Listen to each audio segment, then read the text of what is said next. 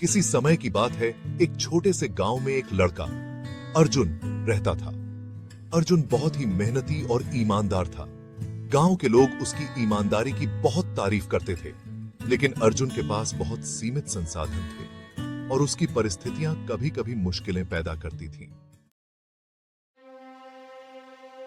एक दिन अर्जुन को खेत में काम करते समय एक चमकदार सीप मिली। सीप को खोलते ही उसमें एक बड़ा चमकदार मोती निकला। मोती की चमक इतनी थी कि अर्जुन का दिल धड़कने लगा। यह मोती न केवल सुंदर था, बल्कि बहुत ही कीमती भी था। अर्जुन को लगा कि इस मोती की मदद से वह अपने परिवार की सारी समस्याओं का हल निकाल सकता है। अर्जुन ने सोचा, इस मोती को मैं बाजार में बेच दूंगा और अपनी स्थिति सुधार लूंगा। लेकिन उसकी ईमानदारी ने उसे रोक लिया। उसने सोचा कि अगर इस मोती का मालिक कोई और हो तो यह उसके लिए सही नहीं होगा। अर्जुन ने फैसला किया कि वह मोती को गांव के बुजुर्ग दादाजी को दिखाएगा, जो हमेशा सत्य और ईमानदारी की बातें करते थे। दादाजी ने मोती देखा और मुस्कुराए।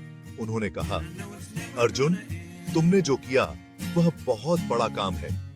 ईमानदारी का फल मीठा होता है।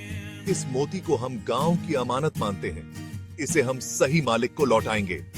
दादाजी ने मोती को एक संदूक में रखकर सबको दिखाया। मोती का असली मालिक गांव के बाहर एक गरीब व्यापारी था, जिसकी दुकान लूट ली गई थी। अर्जुन ने व्यापारी को मोती लौटाया और व्यापारी की आंखों में आंसू थे।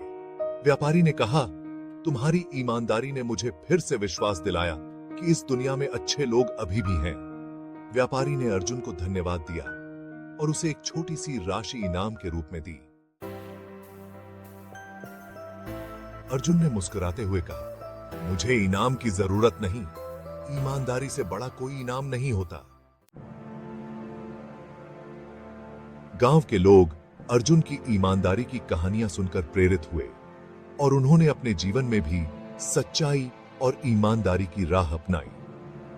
अर्जुन की कहानी ने सबको यह सिखाया कि सच्चाई और ईमानदारी हमेशा जीतती है और यह सबसे बड़ी संपत्ति है।